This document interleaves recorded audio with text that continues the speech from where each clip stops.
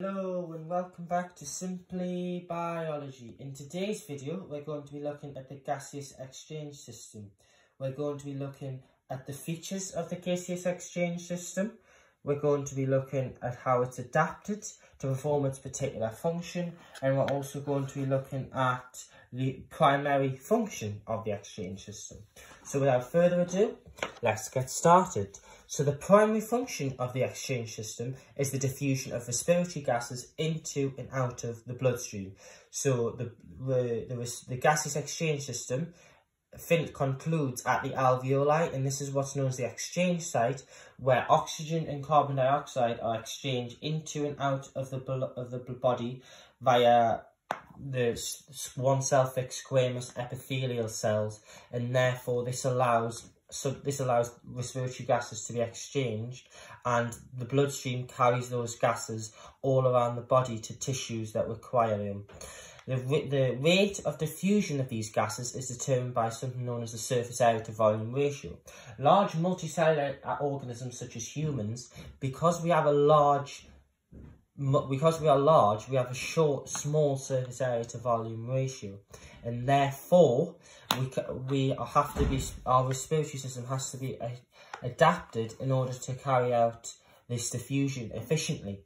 So we also have what's known as a trachea, which is at the very start of this gaseous exchange system, and that's held open by C-shaped rings of cartilage, which provide structural support and prevent the trachea from collapsing. In the trachea, we have smooth muscle elastic fibers which constrict and dilate to control the size of the lumen in the blood vessels. We also have connective tissue and granular tissue, and we also have what's known as cilia cells. These cilia cells waft mucus to remove debris out of the respiratory tract, where it can be swallowed in the stomach. So these cilia cells or cilia tissue, these can move debris in microorganisms and mucus and pathogens out, which can clog and restrict the flow of respiratory gases out of the trachea, where it can be swallowed and digested in the stomach. So we're now going to be looking at an example or a quick overview of the gaseous exchange system. So like I said, the system begins with one trachea, branches into what's known as two bronchi, many bronchioles, and then concludes at the exchange site with numerous alveoli. So now we're going to look at how the walls of the bronchi contain smooth muscle and elastic fibers. These smooth muscle and elastic fibers can expand and contract to control and restrict the size of the lumen. The smooth muscle constricts to narrow the lumen, whereas the elastic fibers allow the recoil to the original size. The alveoli, as I've said previously, is the site of gaseous exchange, and this is specifically adapted to perform particular functions.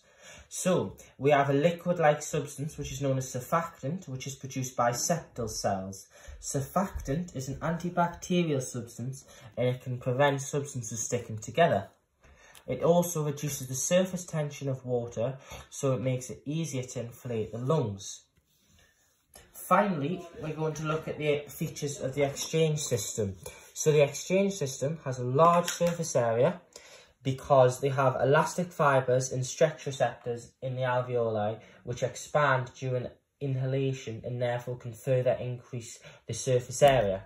We also have a short diffusion distance because the alveoli cell layer is made up of one-cell thick squamous epithelial cells, which are between 0.6 and 0.7 micrometers, and therefore this means that many molecules can cross at a faster rate, because obviously they have a shorter distance to diffuse across. And then finally, we have what's known as a steep diffusion gradient.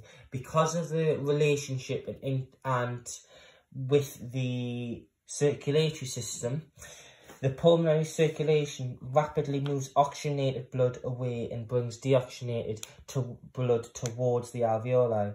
This pulmonary ventilation replaces the carbon dioxide-rich air in the alveoli with oxygen air, and therefore helps to maintain the diffusion gradient. Well, thank you for listening to this video, and I hope you now understand the features of the exchange system, the structure of the exchange system, and how it is adapted to perform its particular function. Thank you, and goodbye.